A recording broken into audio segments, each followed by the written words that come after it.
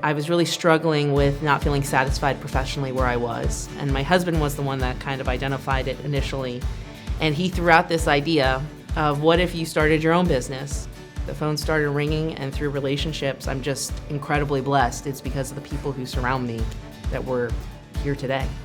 I am an HR practitioner because I'm passionate about people. And I believe that because we spend so much time in our workspaces that we should be doing something that we love in a place that cares about us and supports us and allows us to operate at our best. The laws around HR and the intricacies of the compliance side of things in and of itself is a struggle. And so all of those pieces can really start to fall apart if they don't have that HR support.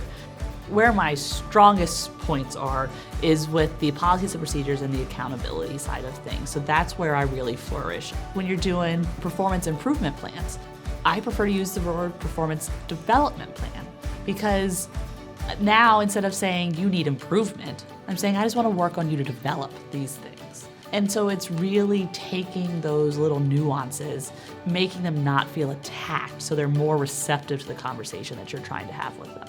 When Sam started the organization back in 2014, we always kind of hoped that I would eventually come on board. I mean, we did it, and so November of 2016, I came on board as the COO.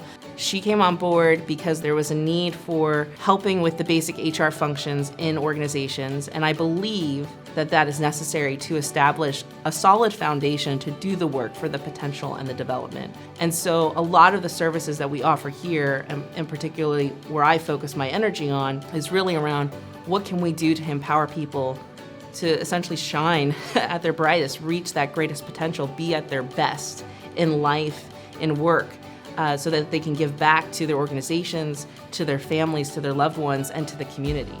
I think that York has so much potential. I feel it in my core and in my heart that we have so much to offer, and there's just some amazing things that are going to come to light.